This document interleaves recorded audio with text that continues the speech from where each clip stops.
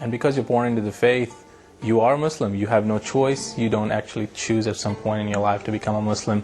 You do want to convert people. But I was born in a home that, we counted ourselves blessed to be Muslims. We went to prayers. We tried to pray usually, as much as we could, 5 times a day. And we, raised to understand who God was. And, God was, He had certain rules that He wanted us to follow. And it was necessary for me to make sure my obligations were fulfilled. And, the obligations, you pray a certain way. There was a certain set way you prayed, a certain direction you prayed. So everything was pretty much dictated.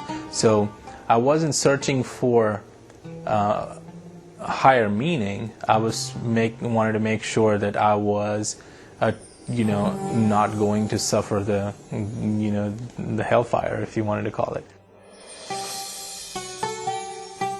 My search began, or a shift in my thinking began when I went to college. Met some friends who were believers, and I did not know what that was.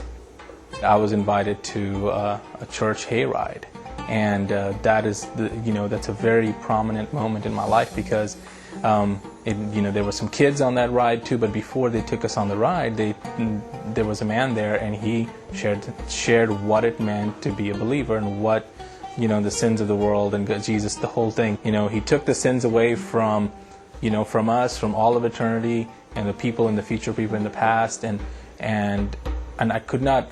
That was the first time I actually heard what Jesus did for us, and that planted the seed. And I actually, pulled out the Bible and started reading some of the things, just to see if I could make some sense of what was going on in my mind. When debating between converting from one religion to another, I felt a lot like a trapeze artist, where if you left one thing that you felt was secure, and you let go of that, will the other one be there to catch you?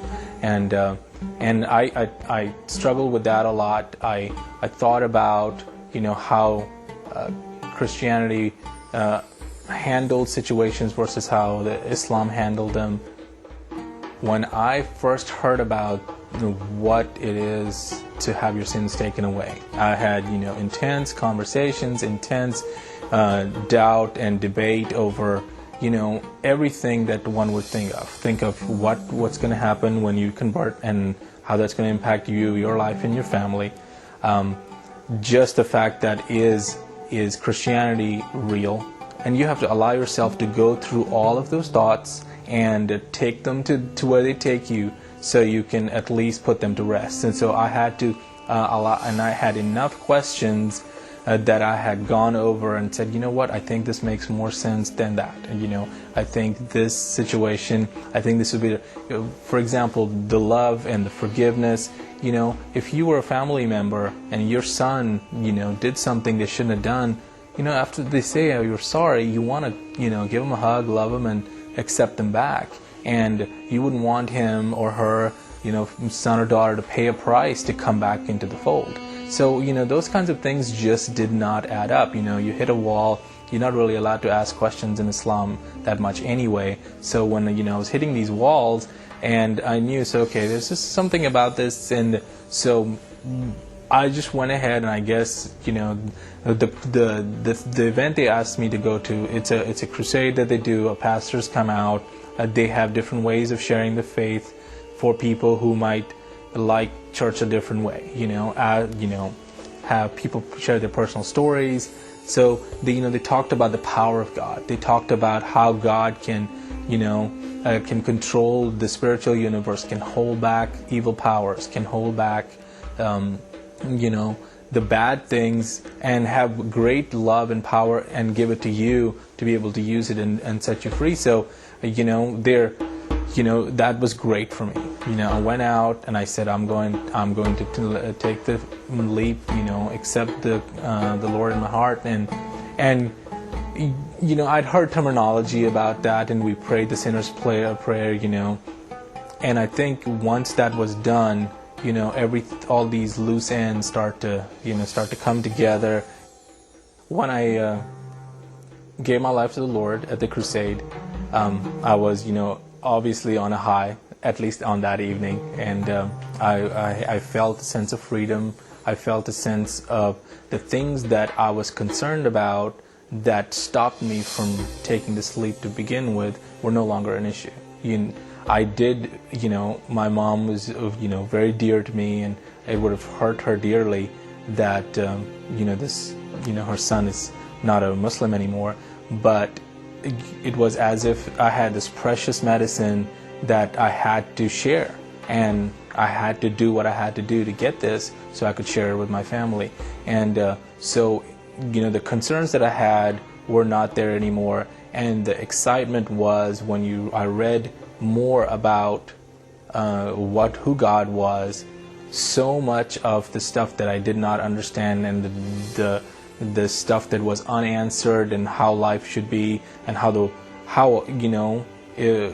world should be, or the universe should be, made sense. That and that love was a major part of it, and it was not just atoms come together to make something.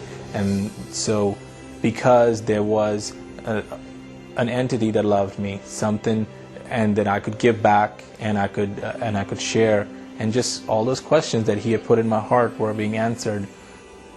In my time of searching, I had, I would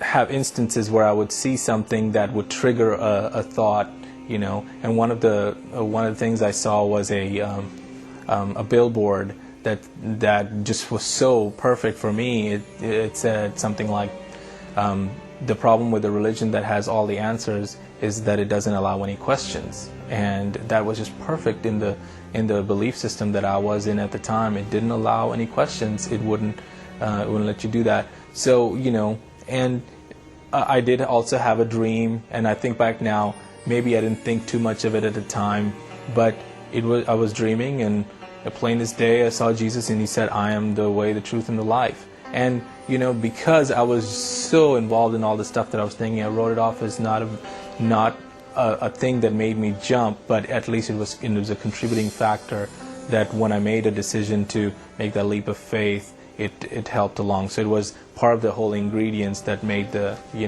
package and made the final conversion.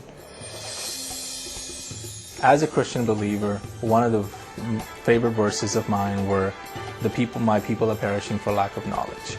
And it related to me, in a big way, because I came from a country, part of the world, that controlled the information flow in the country, controlled what you saw, what you heard, and because of an additional tool of peer pressure and just your society watching out after you, you didn't get this information. And I think back now that if Christianity was allowed in freely, they would have so many more converts in that country. So for me, I would tell those people who are not believers yet, who are Muslims, say, think about the fact that there might be some stuff that's kept from you.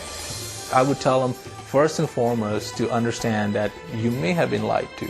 You may have been, information might have been kept from you. And then once you get to that point, you're willing to say, okay, let me read another viewpoint. And then you can take the step from that point on.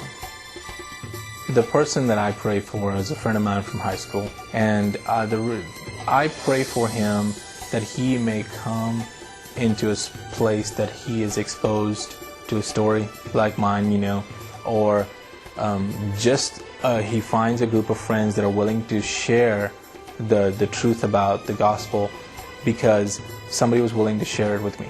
And if you don't hear it, there's no chance for you to believe. And I pray for him that he hears that and he really gets a hold of the freedom, because I remember what his life was like and what his family situation was like, because we were all in that, and that it would be a marvelous thing that if you would hear that and be saved and know the Lord.